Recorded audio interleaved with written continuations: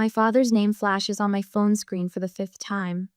I watch it vibrate against my glass desk, the sleek surface a far cry from the scratched oak table where I did homework as a child. Outside my window, Chicago's skyline gleams in the afternoon sun 15 stories up and 800 miles from the rancher home where I learned to make myself small. I hover my finger over ignore again. The leather chair creaks as I shift my weight. The phone falls silent. 3 seconds later, an email notification appears. From Lawrence Reynolds. Subject: Your sister needs you. Last chance. My stomach tightens as I open it, the words blurring together except for the final line. Chloe's wedding is the most important event of her life. Be there or forget about any future support. A voicemail notification pops up next. I press play and set it on speaker. Madelyn, it's your father. His voice fills my apartment, commanding as ever. I don't know what game you're playing, but this has gone on long enough. Your sister's wedding is in 2 weeks, and the festivities start this weekend. If you can't put aside whatever grievance you have for Chloe's special time, then you can forget about any future support from this family. Your mother is beside herself with worry. Call me back immediately. A bitter laugh escapes my throat. I cross to the closet and pull out a framed diploma hidden behind winter coats. The gold embossing catches the light. Madelyn Ann Reynolds, Bachelor of Science in Data Science, summa cum laude. 3 years collecting dust instead of hanging on my wall because old habits die hard. My phone buzzes with a text from my mother. Please call. Your father is getting impatient. I glance at the calendar on my desk. Chloe's 2-week wedding extravaganza is highlighted in angry red 14 days of ceremonies, parties, and photo shoots for the golden child's perfect day. I tap open my banking app. $138,947.32 in savings. More than enough to never need their support again. They just don't know it yet. A memory surfaces 3rd grade, clutching my report card with 5 perfect as. Mom at the kitchen table, nodding without looking up from her magazine. That's nice, honey. That same night, the living room erupting in cheers for Chloe's participation ribbon from the school play. Did you see how she projected her voice? She was the best one up there. Dad's face glowing with pride while I sat invisible on the stairs. The science fair my sophomore year. The blue ribbon I won for analyzing local water quality. The empty chairs where my parents should have been, they'd gone to Chloe's soccer game instead. She'd scored 1 goal and they talked about it for weeks. Principal Williams handed me my award. Your parents must be so proud. I nodded, the hollow feeling in my chest already familiar. Then senior year, the thick acceptance package from the University of Chicago. My hands trembling as I read the scholarship offer. Chicago? Mom's forehead creased with concern. That's so far away. Chloe might feel inferior if you go there when she's just attending community college. Dad didn't even look up from his newspaper. We've discussed this. You're staying local. End of story. The quiet negotiation that followed. I could live in the dorms at State, just 20 minutes away. For quiet study, I'd argued. They agreed, believing I'd surrendered. 2 weeks later, I boarded a bus to Chicago with everything I owned in 2 suitcases, leaving a carefully crafted paper trail of community college registration and a fake dorm assignment. The calculated risk of my first real independence. Now I stand before my bathroom mirror, no longer the invisible daughter. My reflection shows someone they wouldn't recognize confident, successful, unburdened by the need for their approval. I return to my desk and trace my fingers over my name on the diploma. Madelyn Ann Reynolds, product analyst, 6-figure salary, invisible no more. My laptop screen glows as I open the airline website. My fingers move decisively across the keyboard, booking a first-class ticket home. Time they finally see me, I whisper to my reflection in the darkened screen. I pack my designer luggage with precision, tucking the diploma between layers of clothes. A gentle smile spreads across my face as I imagine their expressions when they finally learn who I've become. Have you ever had to hide your success from those who should have celebrated it most? What would you do if your family only valued you when they needed something from you? My homecoming is about to teach them a lesson they never expected. The rental car crunches over familiar gravel. I park behind a florist's span unloading cascades of white roses. My childhood home has transformed into something from a bridal magazine, with ivory fabric swags draped across the porch railings. My mother opens the door before I knock. Her hair is colored a precise shade of honey blonde, not a strand out of place. Madelyn, finally. Her hug feels like a performance, too stiff and too brief. Decided to support your sister, I see. Inside, the house smells of vanilla candles and fresh paint. Wedding planning has turned every surface into a staging area. My father emerges from his study, reading glasses perched on his nose. He doesn't hug me, just nods over a clipboard. Good, you're here. The programs need to be folded and these guest welcome bags assembled. He thrusts the clipboard into my hands. Chloe needs these done by 4. I just walked in the door, Dad. And now you have something useful to do. Chloe appears at the top of the stairs, phone pressed to her ear. No, I specifically said cascading arrangement, not gathered. This is literally ruining everything. She spots me and holds up one finger in the universal sign for wait. Do you understand this is the most important day of my life? When she finally descends, she air kisses near my cheek. Mad, thank God. The caterer's threatening to quit, and Mom is useless with the seating chart. Nice to see you too, Chloe. Elliot's planning this surprise for the reception, and I need to make sure it coordinates with everything else. Elliot? I set down my bag. Her fiancé, my mother supplies. You'll meet him at dinner. He's absolutely wonderful. Such a brilliant investor.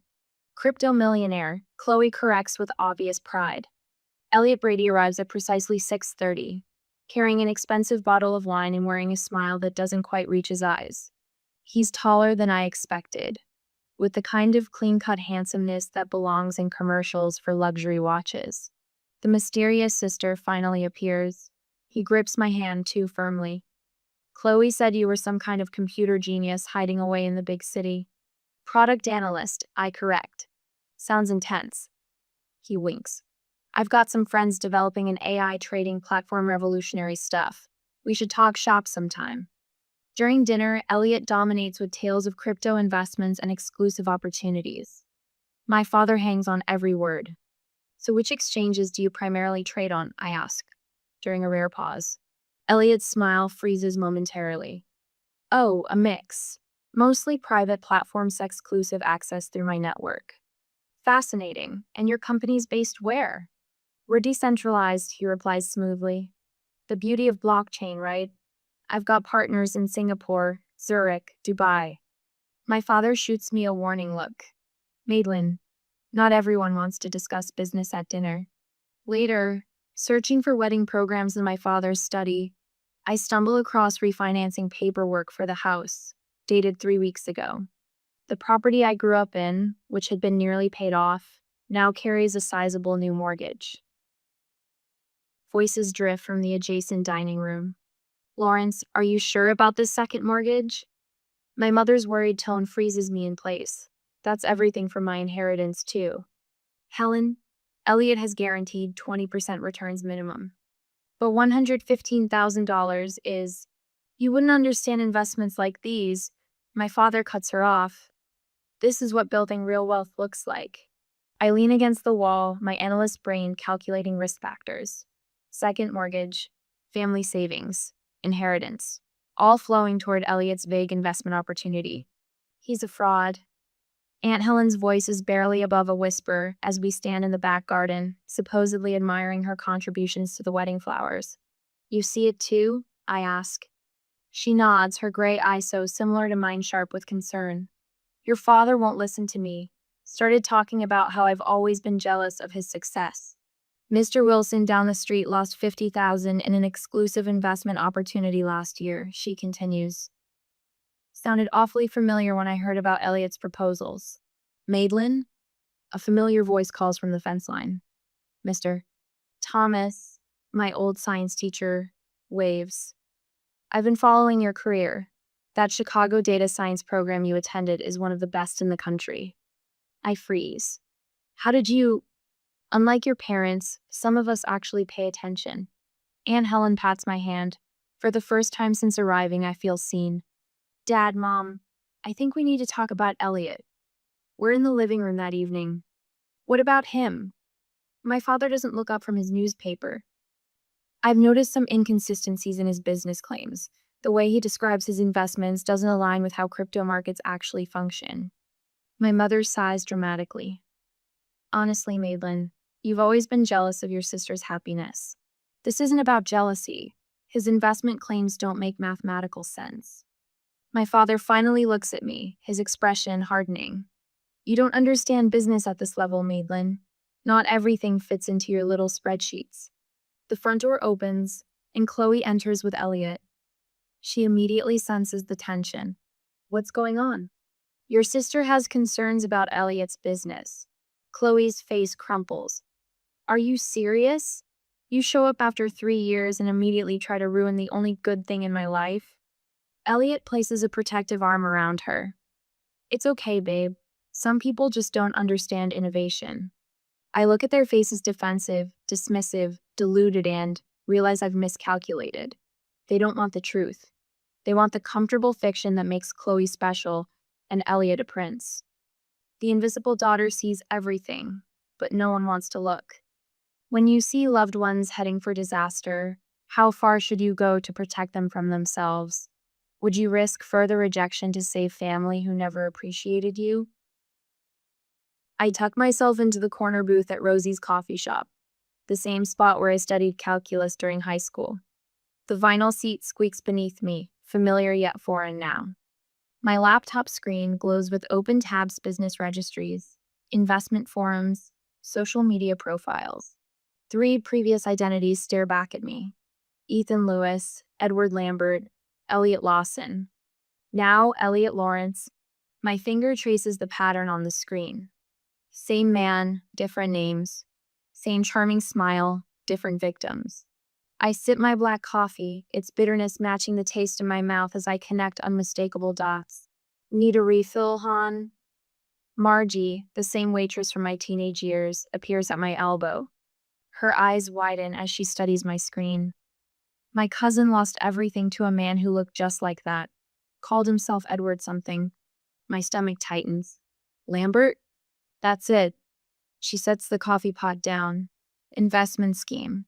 Left town right before the wedding. Broke her heart and emptied her savings. I pull up another browser window. Margie, would she talk to me? A woman in her 50s sits across from me 2 hours later, hands trembling around her mug.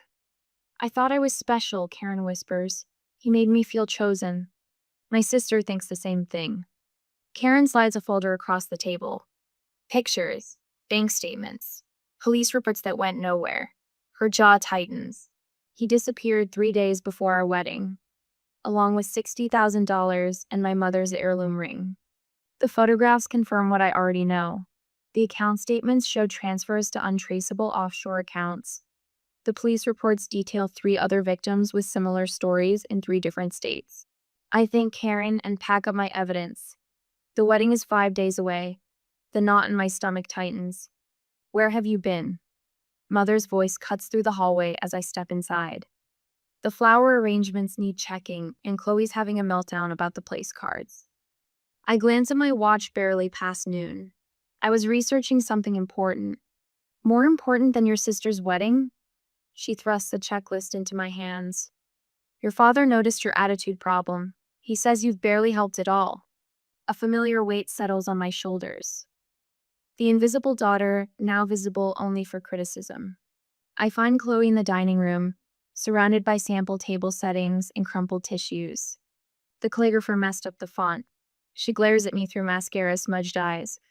Where were you? I've been texting for hours. I check my phone. 3 texts, the first sent 40 minutes ago. You've always done this. Chloe sniffles dramatically, disappearing when you're needed, then showing up to overshadow me. The accusation lands with practiced precision.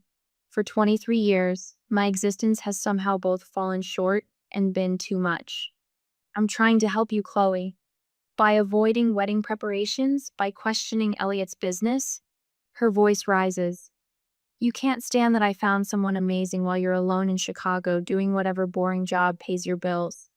I bite back the truth about my boring job that pays twice what she's ever earned.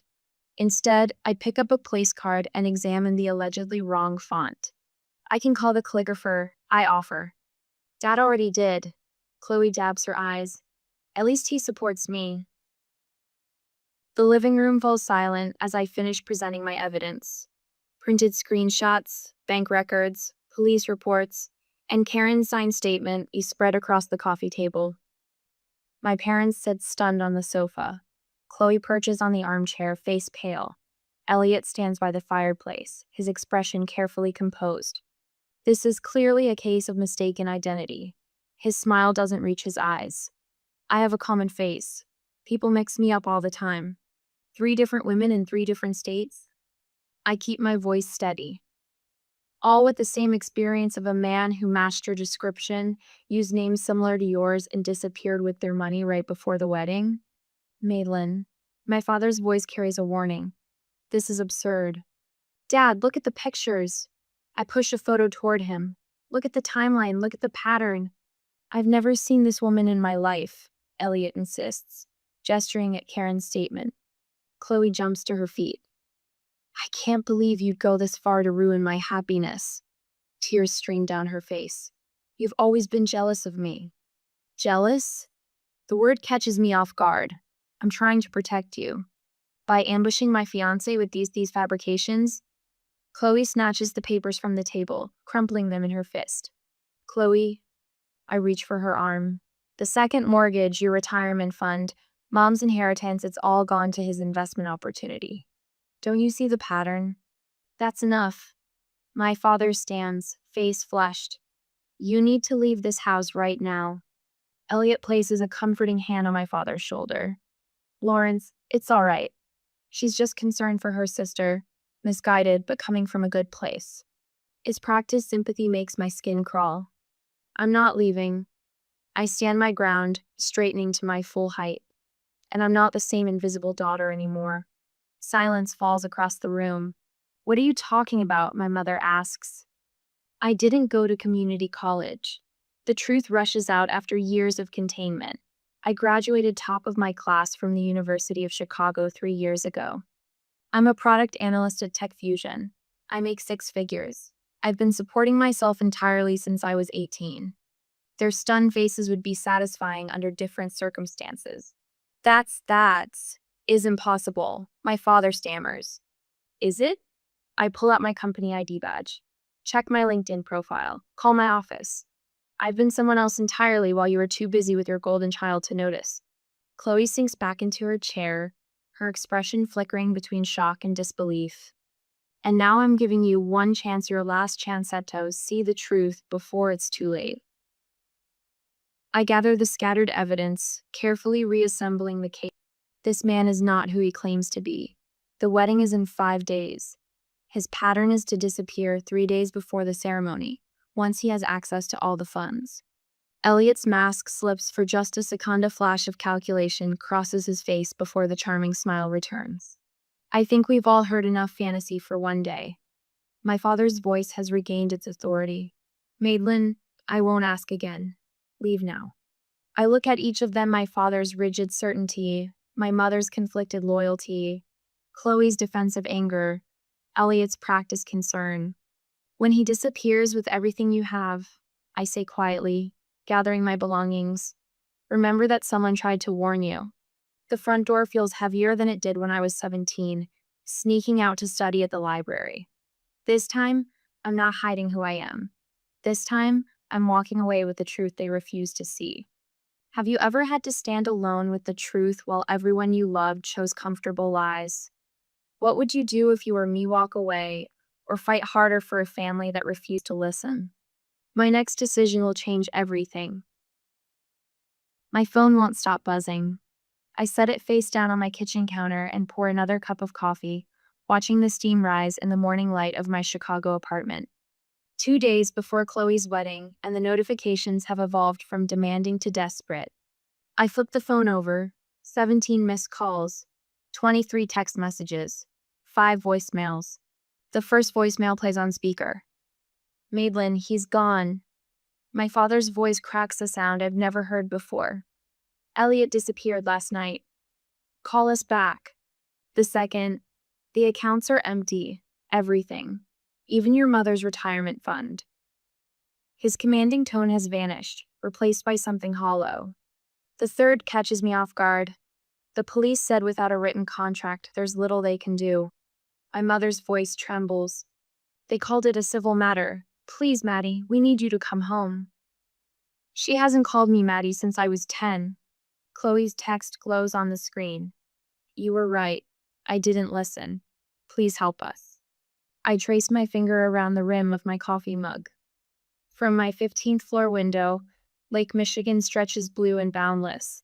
15 stories up and a lifetime away from the family that only sees me when disaster strikes.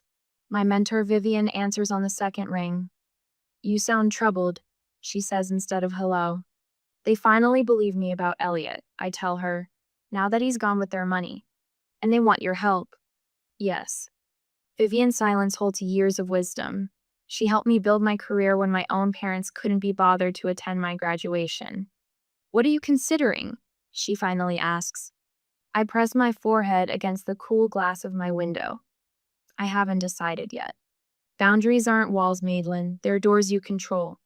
After we hang up, I book a flight home for the second time this month. The difference. This time, I pack only enough clothes for 3 days. The wedding tent stands half dismantled in the backyard when my cab pulls up. White chairs stacked against the fence. The elaborate flower arrangements now wilting still adorn the porch rails. My mother opens the door before I knock. Her makeup-free face aged 5 years in 2 days. You came. Her arms hover for a hug I don't step into. My father paces the living room, phone pressed to his ear. He hangs up when he sees me. His eyes flick to my designer handbag, the watch on my wrist. We thought perhaps you might be able to help with. He clears his throat.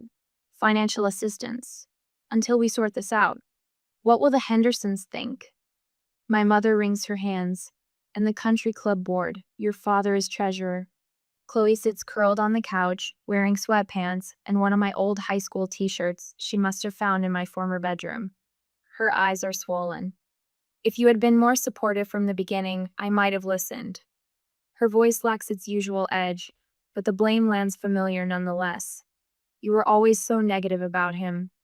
I set my handbag on the coffee table and unbutton my coat. The living room feels smaller than I remember. The walls still display Chloe's dance trophies and not a single one of my academic achievements. I can help with some things, I say, my voice steady. Not all. My father straightens. Now, Madelyn, as your father, I can help you file police reports properly. I can contact my colleague who specializes in financial fraud recovery. I can connect you with a lawyer who handles cases like this. I take the points off on my fingers. I cannot replace the money you lost.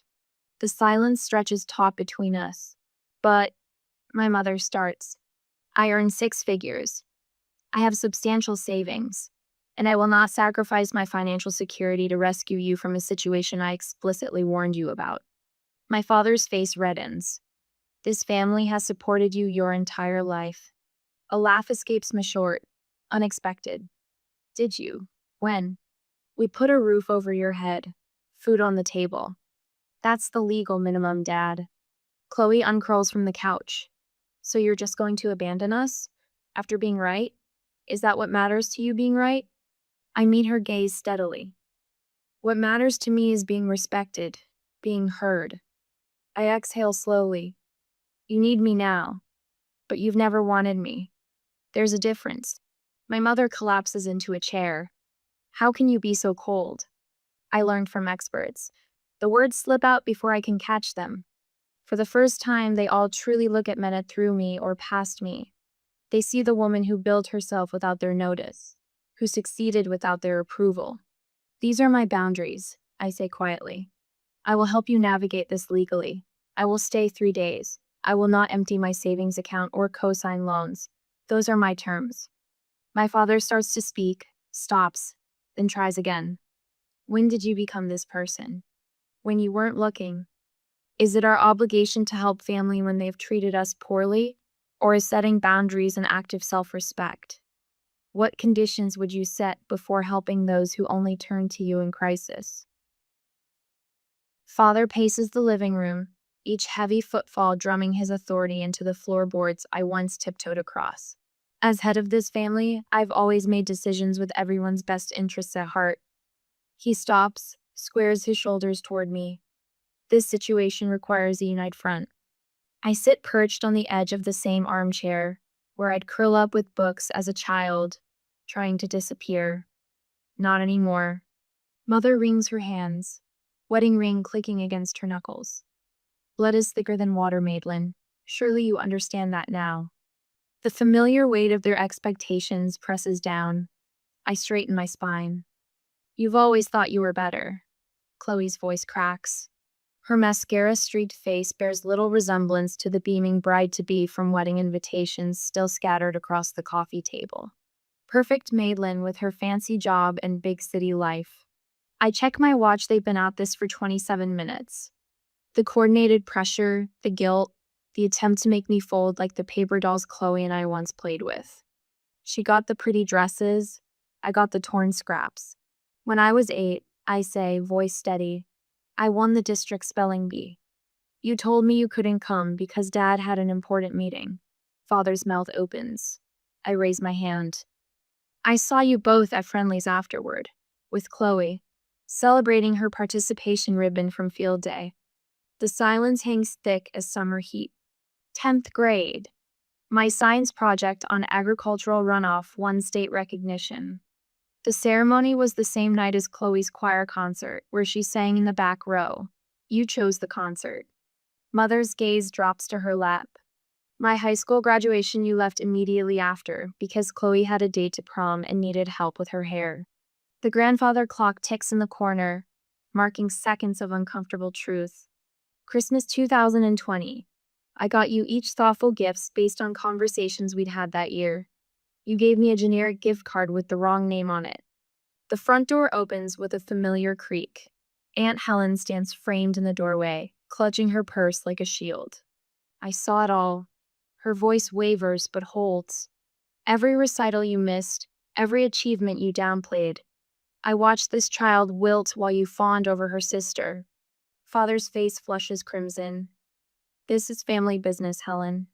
I am family, my aunt says. Someone in this room needs to acknowledge what happened in this house.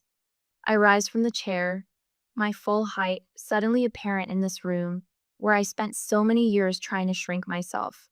I'll help with the house. My voice fills the space I never claimed before.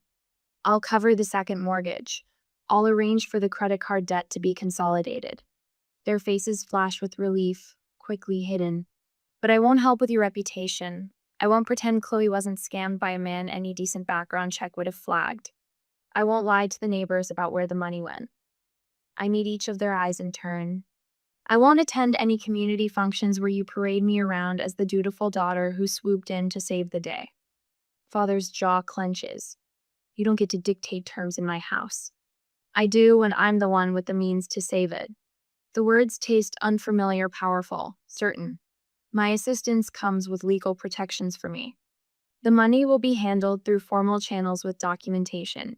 You won't have direct access to any funds. Think of it as a business transaction, not a family bailout. Mother's eyes widen. We're not some charity case, Madelyn. No, you're not. Charity doesn't come with requirements. This does. From my briefcase, I withdraw 3 copies of a document my lawyer prepared. The paper makes a crisp sound as I place them on the coffee table. This outlines the terms of my financial assistance. One-time solution, not an ongoing relationship. I'll transfer the funds to pay off the second mortgage directly to the bank. The credit card consolidation will go through a financial advisor I've selected. This is ridiculous. Father blusters, but his eyes track the papers. Second page is an acknowledgement. I tap the document. It states that for years, you consistently favored one child over the other, creating an environment of emotional neglect. Mother gasps. We would never sign such a thing. Then I'll leave, and you can explain to the bank why you can't make next month's payment. The room falls quiet except for Chloe's ragged breathing. Father reaches for his reading glasses with shaking hands. You've become hard. I've become honest. I remain standing. The world didn't break me, neither did you. But I won't pretend anymore. He reads silently, pen hovering above the signature line. His hand trembles. Your mother and I did our best. Your best was deeply unequal. The words emerge without anger, just truth. 10 minutes later, all three signatures mark the page. I text my financial advisor to proceed with the arrangements we discussed. I pull out my phone and make a call. Miss Winters, we're proceeding with Plan A. Yes, the full arrangement. I listen briefly. Thank you. The documentation has been signed. You'll receive copies within the hour. I turn to my family. Rachel Winters is a certified financial advisor who specializes in family debt restructuring. She'll contact you tomorrow to begin the process. Everything will go through her, not me. Father opens his mouth to object. This isn't negotiable, I say. She'll ensure the mortgage gets paid and creditors are handled properly. The money never touches your accounts directly. I gather my things without rush or ceremony. No tearful embraces, no promises to call soon. I hope you find peace with your choices. I straighten my jacket, check that I have everything. Aunt Helen follows me onto the porch. Will you be all right? The afternoon sun warms my face as I look at the street where I once waited for a school bus, dreaming of escape. I already am. I walk to my rental car, back straight, steps measured. The rearview mirror shows the house growing smaller, but I don't look back. Some bridges can't be rebuilt. Some shouldn't be. Sunlight streams through the bay windows of my home office, casting golden rectangles across the maple desk where I've arranged my life in neat, purposeful rows. My Chicago apartment is gone traded for this craftsman bungalow with its solid bones and history. 1 year since I walked away from the Reynolds family drama. The diploma now hangs centered on the wall. Madelyn Ann Reynolds, Bachelor of Science in Data Science, summa cum laude. No longer hidden behind winter coats, no longer a secret. My laptop chimes with an incoming video call from Layla, the third student in my mentorship program for first-generation college women. Her face appears, bright with news about a scholarship interview. I used that preparation technique you taught me, she says, tucking her dark hair behind her ear. When they asked why I deserved it more than others, I didn't apologize or minimize. I told them exactly what I'd accomplished with it. And I lean forward. Her smile breaks wide. They called an hour ago. I got it. You earned it, I correct her gently. There's a difference. After the call, I step into my backyard garden. Spring has coaxed the first green shoots from soil I've amended and nurtured through seasons of patience. My fingers brush the tender leaves of tomato seedlings. These will grow strong, unlike the withered roots I left behind. The letter from my therapist, Dr. Chen, sits on the patio table. 1 year of weekly sessions documented in her precise handwriting. Patient demonstrates significant progress in establishing healthy boundaries and recognizing her inherent value, separate from family validation. Wednesday afternoons still belong to the community center where I teach financial literacy to young women. Last week, Tanya, quick-witted 17-year-old with a spark that reminds me of myself, spotted the warning signs in a pyramid scheme targeting her mother. I showed her the numbers don't add up, she told me, pride straightening her spine. My phone buzzes with Aunt Helen's monthly update. I scan the text. Dad and Mom still struggling to refinance the house. Chloe working part-time at the local bank, attending therapy twice a month. No mention of attempts to contact me directly. The boundary holds firm on both sides. The garden timer chimes. Time to prepare for tonight. The community center auditorium fills with steady applause as I walk toward the podium. The mentorship program I founded has been recognized for its impact on first-generation college students. The award feels substantial in my hands, glass and metal catching the light, solid and real. I scan the crowd as I speak. No empty chairs where parents should sit. Instead, Dr. Chen nods encouragingly from the third row. My neighbor Mrs. Grayson, who brings me heirloom tomato seedlings, beams with unrestrained pride. Colleagues from work who value my analytical mind for exactly what it is. Friends who ask how I'm doing and actually wait for the answer. When I started this program, I tell the audience, I thought I was helping others find what I never had. What I discovered instead was that worth doesn't come from external validation. It grows from within, when we truly see ourselves. Back home, I opened my laptop to finalize details for the Reynolds Visibility Scholarship for academically accomplished students whose achievements have been overlooked. The essay question reads, describe a time your contributions went unrecognized and how you maintained your sense of value. A notification pops up email from Sasha, my first mentee. You saw me when no one else did. That changed everything. As twilight softens the edges of the day, I water my garden with methodical care. The tomato plants stand alongside peppers, zucchini, and herbs, each one chosen, planted, and tended by hands that know their own strength. The rustle of leaves in the evening breeze sounds like whispered approval. I touch the stem of a rose bush I pruned severely last fall. It's sprouting new growth, stronger than before.